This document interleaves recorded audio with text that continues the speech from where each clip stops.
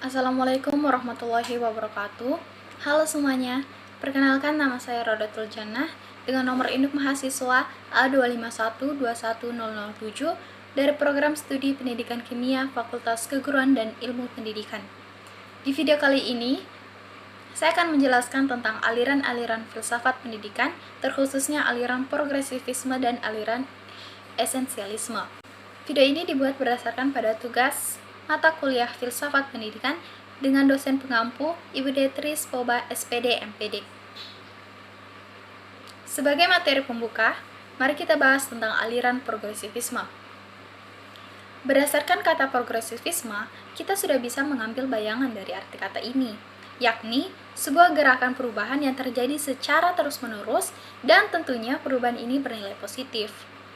Menurut filsafat progresivisme, setiap peserta didik memiliki potensi diri yang harus dikembangkan melalui cara yang inovatif dan kreatif. Maka dari itu, filsafat ini lebih menekankan pada peningkatan kemampuan peserta didik melalui pengalaman, kemampuan diri, dan perubahan diri yang memperoleh apresiasi dan kreativitas peserta didik. Secara historis, aliran progresivisme dilatar belakangi oleh ketidakpuasan terhadap pelaksanaan pendidikan yang sangat tradisional, cenderung otoriter, dan peserta didik yang hanya sebagai objek. Aliran ini berakar pada semangat pembaharuan pada awal abad ke-20. Namun, ada pendapat lain yang menyebutkan munculnya aliran ini pada abad ke-19. Namun dapat ditarik kesimpulan secara pesat, perkembangan aliran progresivisme terjadi pada abad ke-20 khususnya di Amerika Serikat. Implikasi aliran progresivisme dalam pendidikan, apabila dikaitkan dengan pendidikan saat ini, progresivisme cukup memberikan andil yang besar loh, terutama dalam pemahaman dan pelaksanaan pendidikan itu sendiri, yang mana pendidikan saat ini telah menyelenggarakan dan memperhatikan berbagai kemampuan yang dimiliki, serta berupaya untuk mempersiapkan peserta didik agar mampu menyelesaikan persoalan di lingkungan sosialnya. Dalam konteks ini, belajar semestinya dilaksanakan dengan memperhatikan berbagai potensi yang dimiliki. Oleh karena itu, aliran ini lebih memusatkan pada belajar pada diri siswa, bukan guru ataupun bahan ajar. Karena di aliran ini, guru ataupun bahan ajar hanyalah sebagai fasilitator peserta didik.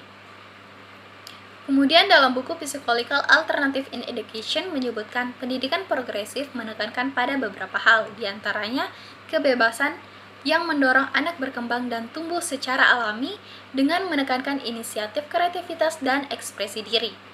Kemudian yang kedua ada minat anak. Pembelajaran harus mengacu pada minat anak yang dirangsang melalui kontak dengan dunia nyata. Sehingga apabila nanti ke depannya anak sudah dewasa, dia sudah dapat menentukan pilihan masa depannya. Kemudian yang ketiga ada pendidik. Di sini pendidik hanyalah sebagai pembimbing, bukan sekedar melatih atau memberikan banyak tugas. Seperti yang telah dikatakan tadi, di sini guru hanya sebagai fasilitator peserta didik. Kemudian yang keempat, prestasi. Di aliran ini, prestasi diukur dari segi mental, fisik, dan perkembangan sosial.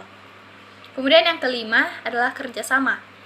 Dalam perkembangan anak dibutuhkan banyak kerjasama antara guru, sekolah, dan juga keluarga. Kemudian yang terakhir ada laboratorium. Sekolah progresif sesungguhnya berperan sebagai laboratorium yang berisi gagasan pendidikan inovatif dan latihan-latihan kepada peserta didik. Kemudian mari kita beralih kepada kurikulum yang tepat, progresivis. Kemudian marilah kita beralih kepada kurikulum yang tepat pada aliran progresivisme. Apabila dikaitkan dengan kurikulum, aliran progresivisme sejalan loh dengan kurikulum 2013, yang mana kurikulum ini lebih kepada mengembangkan soft skill dan hard skill berupa sikap, keterampilan, dan pengetahuan peserta didik. Kurikulum 2013 ini juga menggunakan pendekatan saintifik yang berfokus pada pemecahan masalah. Maka dari itu, aliran progresivisme sangatlah cocok dengan kurikulum 2013. Sebagai materi kedua, mari kita bahas tentang aliran filsafat esensialisme. Dari pengertiannya dulu ya. Filsafat esensialisme adalah suatu aliran filsafat yang menginginkan manusia kembali pada kebudayaan-kebudayaan lama yang telah terbukti kebaikannya dalam kehidupan manusia. Contohnya kayak gimana sih? Contohnya, adalah nilai kedisiplinan yang diajarkan sejak dini oleh guru ataupun orang tua. Dan tentunya guru ataupun orang tua di sini bisa menjadi sosok tauladan untuk anak-anaknya. Kemudian filsafat pendidikan esensialisme ini menekankan agar tidak terjadinya interaksi belajar yang kaku, namun lebih kepada pemaknaan kemajuan ilmu pendidikan dan kebudayaan serta nilai-nilai yang dipegang teguh dalam kehidupan seperti yang saya contohkan tadi. Dalam konsep esensialisme, pendidikan bertujuan untuk meneruskan warisan budaya dan warisan sejarah melalui pengetahuan inti yang terakumulasi dan telah bertahan dalam kurun waktu yang lama. Selain itu, tujuan pendidikan dari esensialisme sendiri adalah mempersiapkan manusia untuk hidup. Namun demikian, bukan berarti sekolah lepas tanggung jawab ya. Akan tetapi, sekolah tetap memberikan kontribusi terhadap bagaimana siswa ini dapat merancang sasaran mata pelajaran yang sedemikian rupa, yang pada akhirnya memenuhi kebutuhan peserta didik untuk mempersiapkan diri dalam menghadapi kehidupan. Kemudian selanjutnya mari kita bahas tentang implementasi esensialisme dalam metode pembelajaran. Yang pertama adalah fungsi sekolah. Di aliran esensialisme ini, fungsi sekolah adalah memelihara nilai-nilai yang telah turun-temurun. Kemudian sekolah juga tidak boleh mempengaruhi siswa yang ada di sekolah. Hanya untuk mendidik siswa, lebih ke memperhatikan warisan budaya dengan memiliki keterampilan melatih atau mendidik siswa untuk berkomunikasi dengan jelas dan logis. Keterampilan yang harus diberikan adalah membaca, menulis, berbicara, dan berhitung. Kemudian yang kedua, aliran esensialisme juga menyatakan bahwa tujuan pendidikan esensialisme adalah mempersiapkan manusia untuk hidup. Tidak berarti sekolah lepas tangan dengan hal tersebut, tapi sekolah juga memberikan kontribusi bagaimana merancang mata pelajaran yang sedemikian rupa, kemudian pada akhirnya dapat memadai untuk mempersiapkan manusia hidup. Kemudian yang ketiga, aliran ini memiliki beberapa metode pembelajaran dalam dunia pendidikan bagi siswanya. Menurut Reja Mudiharjo pada 2000 berikut, metode tersebut yang pertama, pendidikan berpusat pada guru atau teacher center. Jadi di sini, guru merupakan peran utama dalam memberikan pembelajaran di dunia pendidikan. Sangat keterbalikan ya dengan yang progresivisme.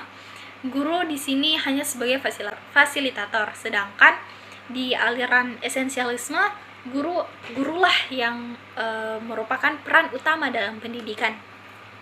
Kemudian yang kedua, pembelajaran tidak betul-betul mengetahui apa yang diinginkan, dan mereka harus dipaksa belajar. Memberikan kelonggaran kepada siswa dalam aliran ini tidak diterapkan. Semua siswa harus belajar dengan metode tradisional. Kemudian yang ketiga, metode utama adalah latihan mental, misalnya dengan melalui diskusi dan pemberian tugas dan penguasaan pengetahuan, dengan menyampaikan informasi dan membaca. Jadi, dalam metode ini, siswa memang harus benar-benar belajar tanpa bermain-main. Dengan adanya pemberian tugas dan harus menguasai setiap ilmu pengetahuan dalam aliran ini, siswa harus siap menerima keadaan yang menguji mental mereka dalam dunia pendidikan. Yang keempat, kurikulum yang digunakan berpusat pada mata pelajaran yang mencangkup mata-mata pelajaran yang pokok. Kurikulum sekolah dasar ditekankan pada pengembangan keterampilan dasar dalam membaca, menulis, dan matematika. Jelaslah bahwa dalam aliran ini memang menginginkan konsep pendidikan. Yang kelima adalah subjek. Di sini, seperti yang saya katakan tadi, peran guru hanyalah sebagai subjek. Kemudian, yang terakhir, peran peserta didik adalah belajar, bukan untuk mengatur pembelajaran. Kemudian kita beralih ke prinsip aliran esensialisme. Yang pertama, pendidikan harus melalui usaha keras. Harus bekerja keras, jadi dalam proses pendidikan itu harus ada usaha dan tidak berdiam diri menunggu hasil tanpa usaha. Yang kedua ada inisiatif pendidikan ditekankan pada guru.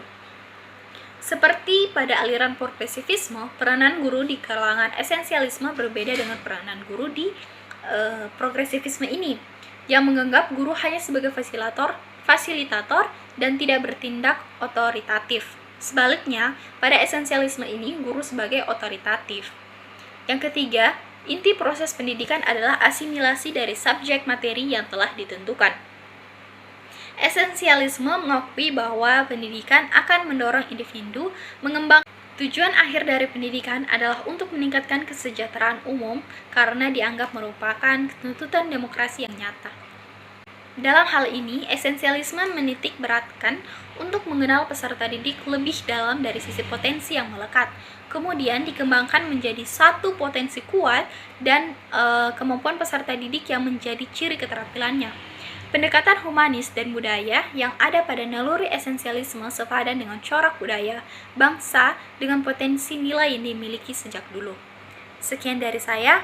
Wabillahi taufiq wal hidayah. Wassalamualaikum warahmatullahi wabarakatuh.